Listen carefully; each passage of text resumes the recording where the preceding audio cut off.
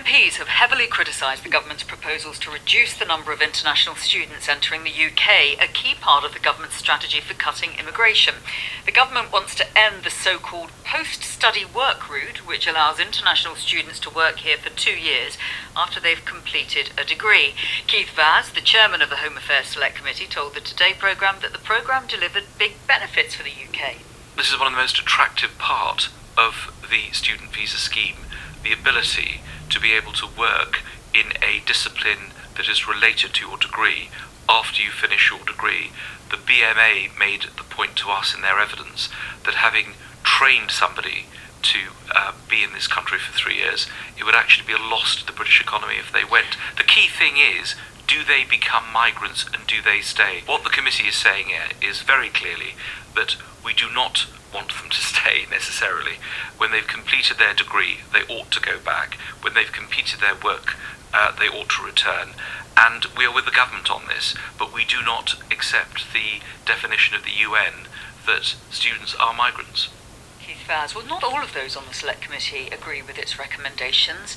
Conservative member Mark Reckless thinks the post-study work route should be closed.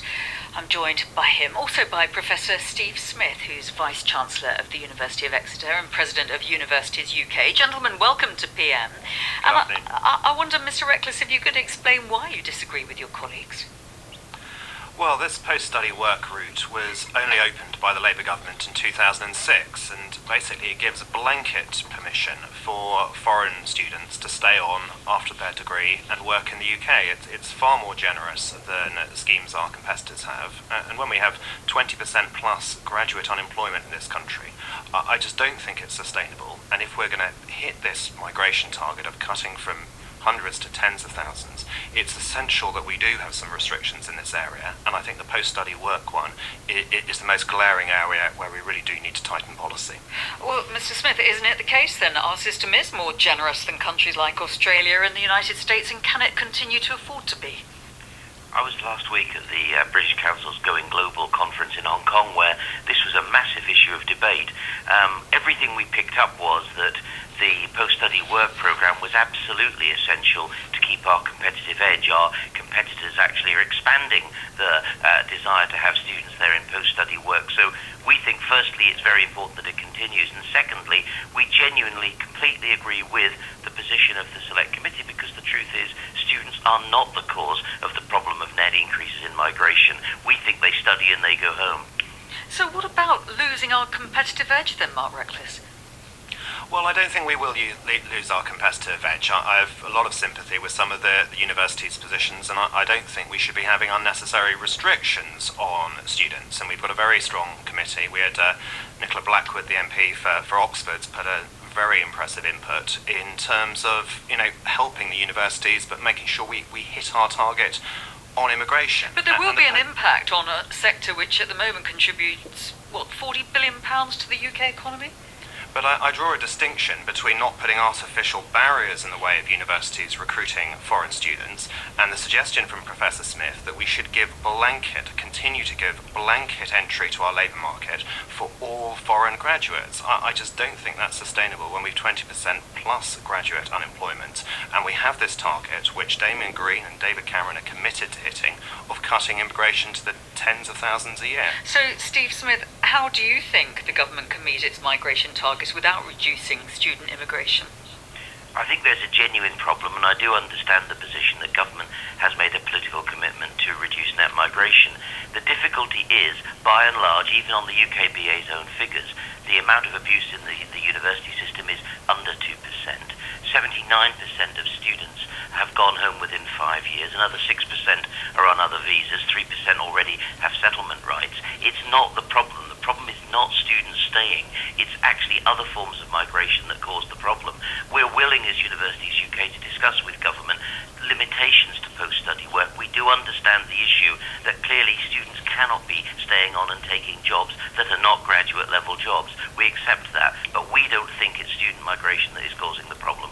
Well, Mark Reckless, would you be encouraging then your government colleagues to examine those types of limitations instead of the route that they're following now? I would, and I think what Professor Smith said just now is quite reasonable. I mean, if one's looking at some narrow, limited exemptions where particular training is very much associated with the course, or it's people applying just on an individual basis, perhaps associated with an MBA, I do think we can look at that, but I don't think we can continue to have 39,000 foreign students coming in every year after their graduation to work. I just don't think that's a fair balance when with the level of graduate unemployment we do currently in this country. Steve Smith, isn't it the case that universities did manage to attract foreign students before the scheme was introduced in 2006, the two-year scheme? Yes, you're absolutely right. But the reason it was introduced, of course, was that the competitors were saying that they actually wanted to attract students, and this was the route they went. We note that when other countries have limited post-study work, you see a decline in student applications. It's a fantastic growth market for the UK economy, growing at about 7% a year. We think it's a vital possibility for the UK to double its earnings from international students, and we think that's about jobs ultimately, and about many cities around the country where the international student market is absolutely central for being able to employ large numbers of people. So we actually think it's an economic issue. We don't think they take jobs from UK graduates. We think they're a massive benefit to the country and to the economy. Well, Mark Reckless, as we know, the budget next week is going to be all about growth, isn't it? What about that argument that it does encourage growth and jobs? Well, I think some of the students and some of the immigration, I think, can be positive, but it's getting the right balance. And at the moment, we're having 39,000 foreign graduates staying on every year, and we've discovered that perhaps half of those are working in unskilled jobs. And I just don't think we can have that on a blanket basis, because we've made a promise to the electorate that we're going to cut immigration to tens of thousands a year. And it's essential, if we are going to hit that we do have some limitations on the very open door we currently have for foreign graduates. Mark Reckless, Professor Steve Smith, thank you both very much.